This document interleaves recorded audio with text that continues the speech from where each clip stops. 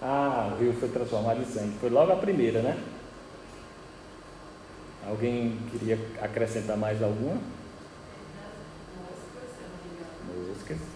Rãs. Gafanhoto, piolho, mosca, piribondo.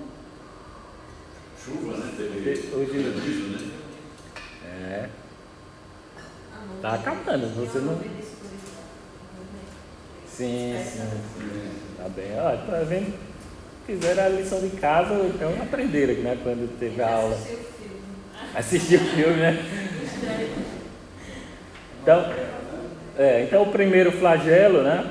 Eu evitei chamar praga, porque tem coisa que não é praga, né? Aqui, né? Algumas são, mas outras não. Aí as águas do Nilo foram transformadas em sangue, né? E sempre esses flagelos, eles atacavam algum tipo de divindade lá, né?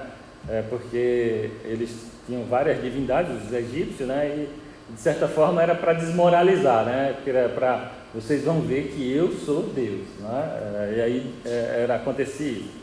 Nessa primeira praga, os feiticeiros lá, os magos do Egito, eles conseguiram imitar. E aí o faraó disse assim, não, vocês não fizeram nada demais, então continua sem o povo sair, né? Aqui são as divindades aí, aproveitei lá do trabalho de Abdênego, né? Depois vai estar disponível esse material. Aí o segundo flagelo, Arão tocou com a vara os rios e os canais e os açudes, e deles saíram rãs sobre a terra do Egito, como disse João ali. E por incrível que pareça, os magos lá, os feiticeiros do Egito também fizeram a mesma coisa. Só que incomodou muito, né? As rãs incomodaram bastante, porque era rã para todo lado. E o faraó pensou em ceder, né? E pede a Moisés e Arão que orem para que as rãs desapareçam, com a promessa de deixar os israelitas saírem do Egito para cultuar a Deus. Com o alívio, o faraó volta atrás e diz, não sai ninguém não.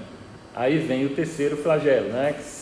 Aí esse aí não teve nem aviso. Os outros sempre eles vinham e diziam, se você não deixar o povo sair, vai acontecer isso. Agora, o terceiro não teve. Então Deus fala a Moisés que diga a Arão que estenda a sua vara e fira o pó da terra. E o pó se transformará em piolhos. Os feiticeiros do faraó não conseguiram fazer a mesma coisa e inclusive aconselharam o faraó, isso é dedo de Deus. Agora deixa esse povo ir embora. Aí mais nem a eles o faraó deu ouvidos e continuou o coração endurecido. E aí veio o quarto flagelo, que após o alerta de Moisés, foi enviada uma praga de moscas, né? Mas que só não afetou, aí mudou a coisa, né? Porque os 3 primeiros afetou todo mundo. Aí no quarto flagelo, os israelitas já não foram afetados, né? As moscas não chegaram lá. O faraó mandou chamar Moisés e Arão e disse, vão oferecer sacrifício ao seu Deus, mas não saiam do país. Aí Moisés disse que isso é uma insensatez. Ou seja, eles podiam adorar a Deus, mas não podiam ir para outro lugar, a ideia era sair do Egito. Só que havia legislação lá no Egito que qualquer um que adorasse outros deuses que não fosse dele podia ser morto. Então era só uma cilada aquilo ali, né? E aí Moisés não aceitou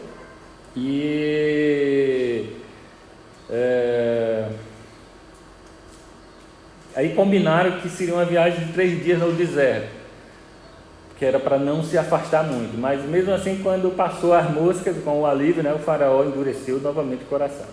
O quinto flagelo foi a morte do rebanho do faraó e de todo o Egito, exceto do rebanho dos israelitas. E o coração do faraó continuou endurecido. Aí o sexto flagelo, eu estou correndo porque o tempo acabou, feridas purulentas, né? Acho que esses aí vocês não disseram não. São os tumores, né, que apresentou. E não era só nos homens, era nos animais também. Sendo que desde o quarto aí, só os egípcios eram afetados, né? Os israelitas não. Mas mesmo assim o coração do faraó continuou endurecido. Aí veio o sétimo flagelo, né? Isso é um período de tempo aí. que foi a maior tempestade de granizo da história do Egito. Raquel que tinha dito ali, né? Após alerta, ou foi João, né? Granizo foi João, né? Você falou da poeira. Após alerta de Moisés e um conselho, mande, inclusive Deus foi bonzinho, recolha os rebanhos, né? Para não morrer, porque vai vir uma coisa aí. Recolheu os rebanhos e tudo o que tem nos campos. Parecendo arrependido, o faraó diz: desta vez eu pequei, o Senhor é justo, eu e o meu povo é que somos culpados. Agora, confiante, Moisés diz: tu e os teus conselheiros ainda não sabem o que é temer diante do Senhor Deus. Mas o faraó endureceu novamente o coração. Aí veio o 8º flagelo, né? São os gafanhotos, né? Para devorar tanto a fala dita por Moisés, né? Tanto o povo que restou da tempestade de granizo, como todas as árvores que estiverem brotando nos campos. Ou seja, era a terra arrasada mesmo. Preocupados, os conselheiros do faraó disseram: até quando esse homem será uma ameaça para nós? Deixa os homens irem prestar culto ao Senhor Deus deles. Não percebes que o Egito está arruinado? Isso os conselheiros do faraó, mas o faraó até diz que o povo pode cultuar, mas perguntou quem iria. Aí Moisés respondeu: que todos e tudo, inclusive os animais, iriam. Ao que Faraó retrucou: vocês estão com mais intenções. E expulsou Moisés e Arão da sala. A destruição foi total. Faraó, arrependido, pede que Moisés ore para cessar a praga, e com o alívio, mais uma vez, Faraó endurece o coração. E aí vem o 9º flagelo, que isso aí foi sem aviso, né? Durante 3 dias houve trevas no Egito, né? Exceto onde os israelitas habitavam. Esse aí é mais estranho, né? Porque ficou escuro por um lado, mas era uma tempestade de areia, né? Que é comum lá. O faraó chamou Moisés e permitiu que os homens, mulheres e crianças fossem cultuar, exceto os animais. Moisés contestou, dizendo que não só levaria os animais, aí já estava ousado, né? Como os animais para o sacrifício seriam doados pelo faraó. E aí, indignado, o faraó expulsou Moisés e não deixou o povo ir. E aí vai acontecer o golpe de misericórdia, né? O último flagelo, né? Deus manda Moisés alertar o faraó sobre o próximo e último flagelo, que será determinante para a libertação do seu povo e para a desmoralização do faraó. O 10º flagelo é... Isso é fácil, né? Está lá escrito. A morte dos primogênitos do Egito. E era só das crianças? Dos animais também. Era dos humanos e dos não humanos, né? E a morte do primogênito é uma figura do Messias, né? Uma própria figura de Cristo, né? Que existem várias simbologias, né, ao longo do Antigo Testamento e de toda a Bíblia, né? Que são as figuras, né? E uma delas é essa morte dos primogênitos. E aí vamos lá. E aí Deus dá umas orientações específicas para essa, porque esse é realmente um grande acontecimento, né? Esse 10º flagelo, né? Os israelitas deveriam pedir presentes aos egípcios, né? Por isso que Deus tinha dito a Abraão que eles não iriam ficar escravos, mas eles iam ser libertados e iam sair cheios de bens, né? Porque os egípcios estavam tão aterrorizados que eles iam fazer de tudo para eles irem embora, né? Aquele mês passaria a ser o primeiro mês do ano, né, para os israelitas, e um animal, o cordeiro ou cabrito, macho de 1 ano, sem defeito, deveria ser escolhido para ser sacrificado no 14º dia desse mês, ao pôr do sol. As laterais e as vigas das portas deveriam ser marcadas com sangue do animal sacrificado.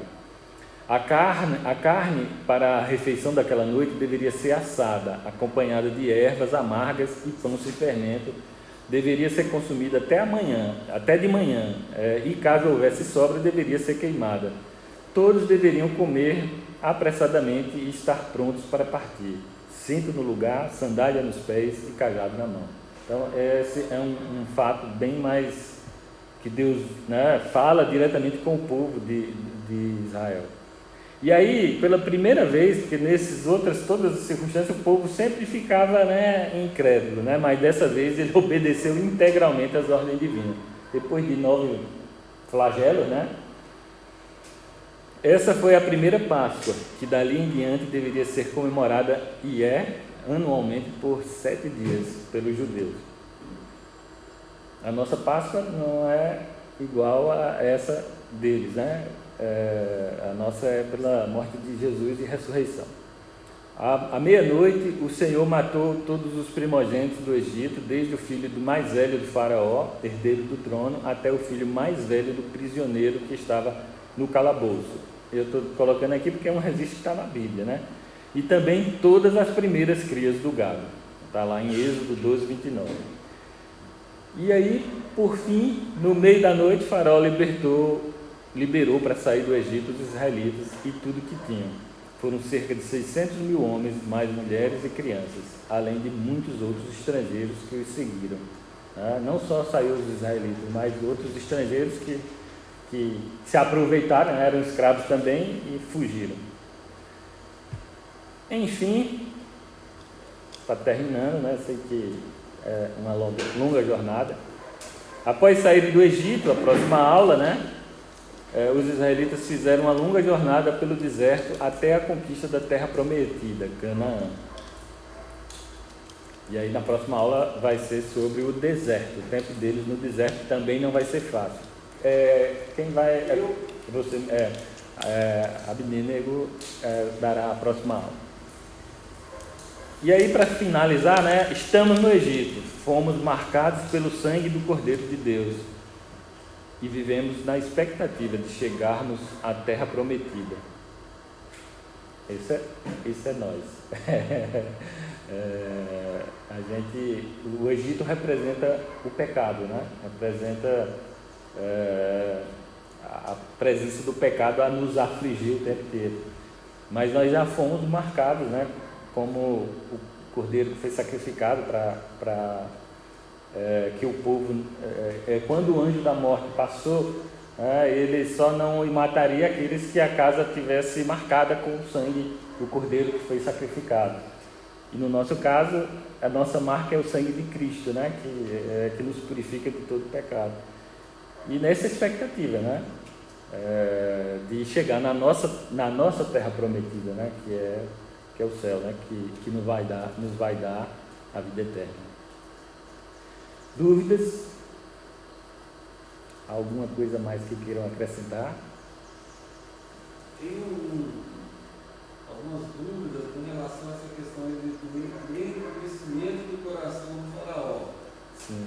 E eu coloquei um vídeo aqui no grupo aí, pessoal do seminário, falando um pouco sobre isso, porque tem algumas questões aí de interpretação, tem gente que pensa de um jeito, tem gente que pensa de outro.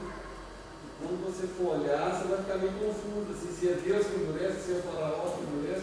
Tem hora que o faraó endurece da primeira a sexta, depois o Deus que endurece o coração dele.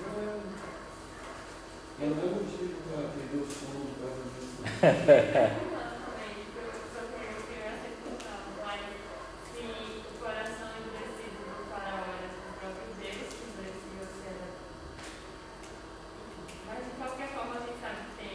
Isso vai cair na prova, viu? São as duas coisas.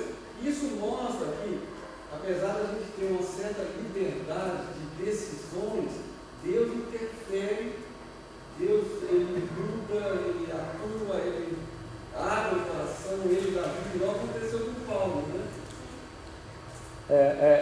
Eu entendo sempre isso,